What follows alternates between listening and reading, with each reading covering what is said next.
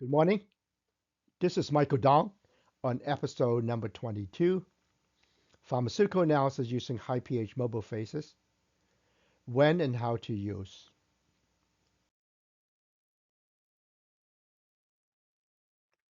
I'd like to mention that most small molecule drugs happen to be weak bases, as recorded in video episode number 1, and are typically analyzed under reverse phase condition using UV detections with acidic mobile phase in their protonated form.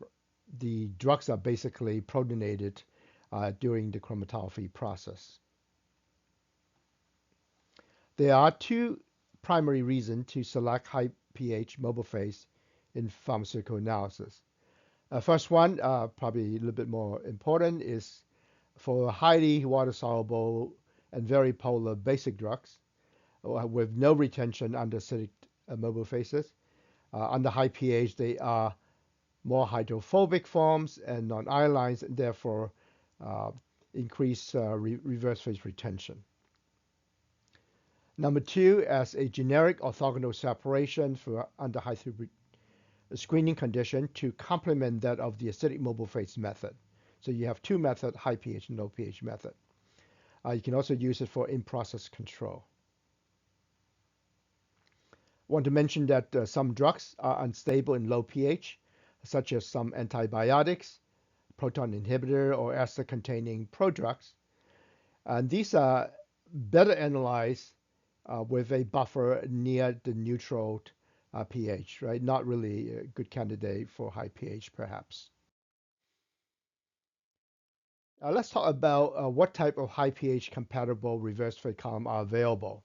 I want to mention that high pH separation is really not feasible for silica-based columns before 1999 because silica dissolved above pH 8 with the degradation of the silica matrix.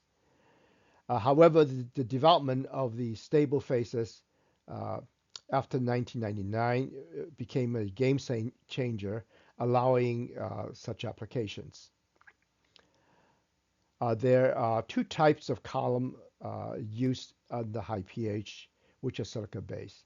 First one are hybrids, which incorporate organosilane groups in the bulk matrix support of the silica. Silica basically modify with an organic group in the bulk.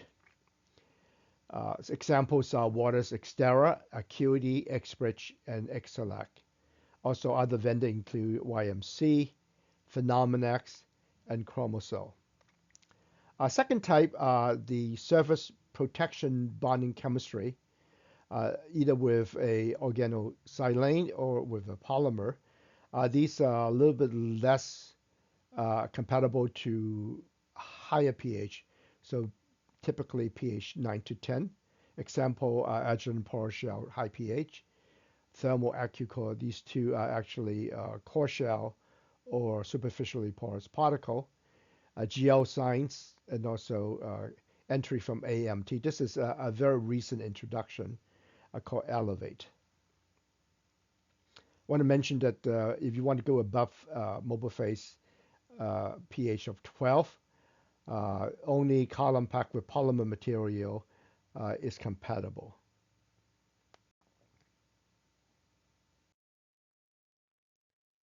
This slide show the first commercialized hybrid, which is really very successful, launched in 1999, called Waters Xterra.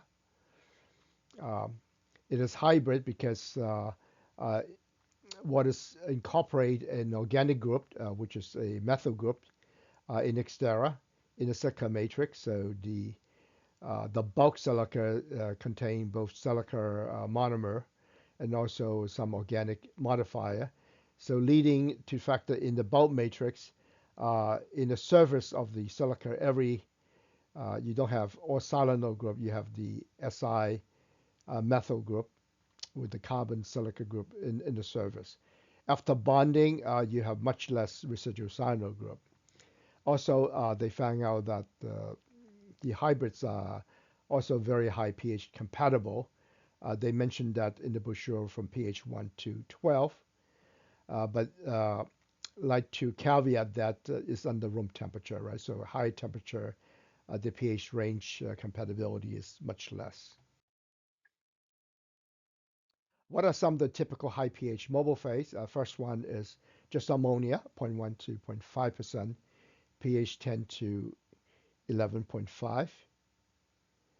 They are very easily prepared, far UV and mass spec compatible, and great for column screening and high throughput screening. Second is ammonium bicarbonate, 5 to 20 millimolar, pH 8.5 to 10.5.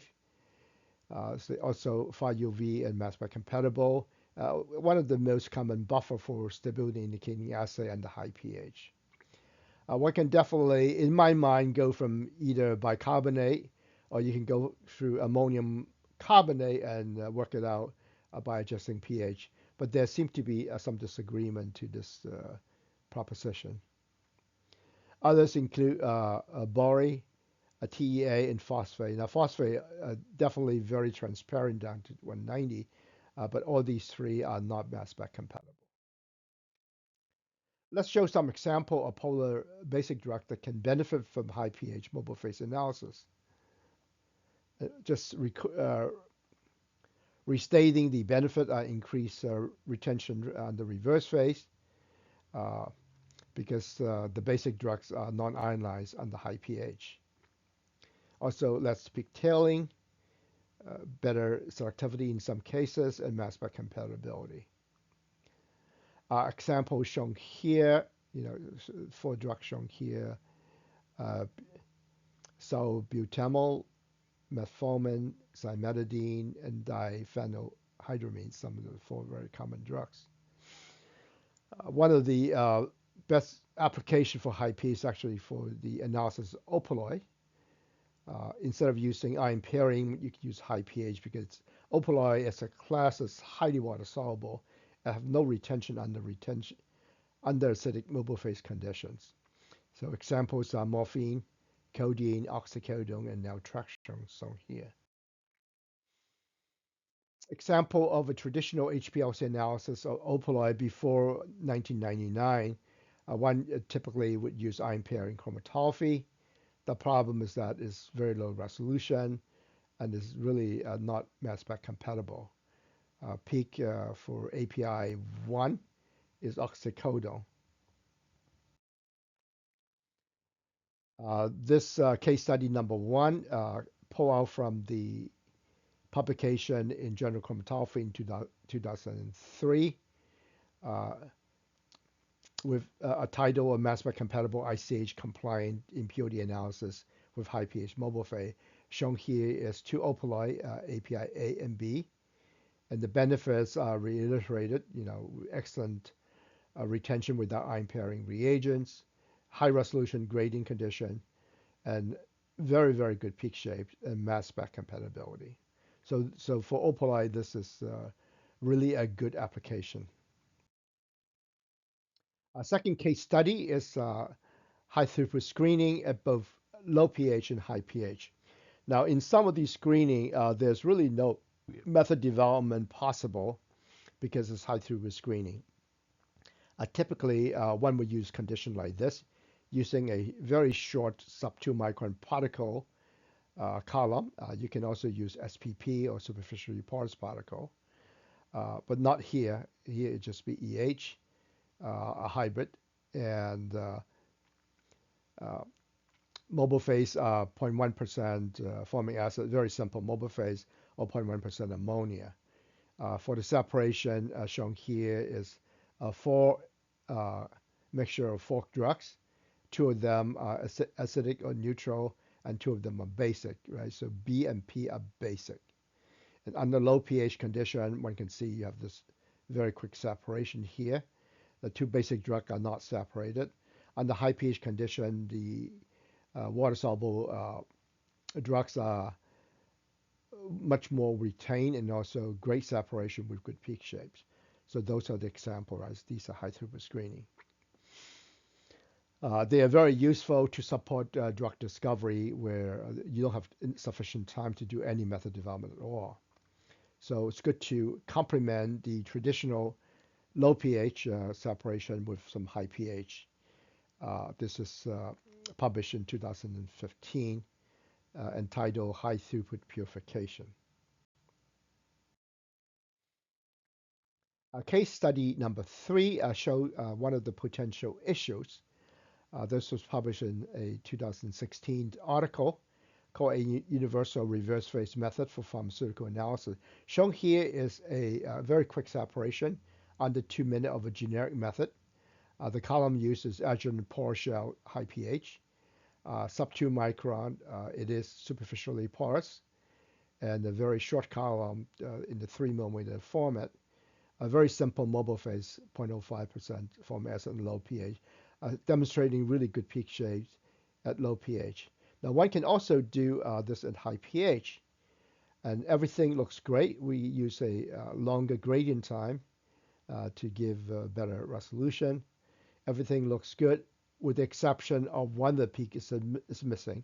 G917 is missing because the component is unstable at high pH. So roughly about, I would say, a small percentage, just 10% of the drug may not be high pH compatible. Particularly problematic are chiral drugs because some of the chiral center might epimerize under high pH.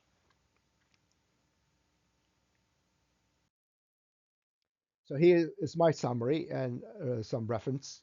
High pH separation are useful for analysis of polar basic drugs, such as opioid, using high pH compatible column packed with either hybrid or surface protected phases.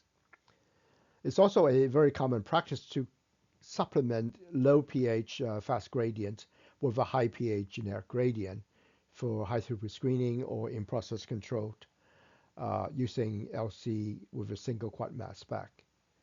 So this is the references, chapter 2, 3, and 9 and 10 of the book, and also some of the previous video, episode 1 and 3.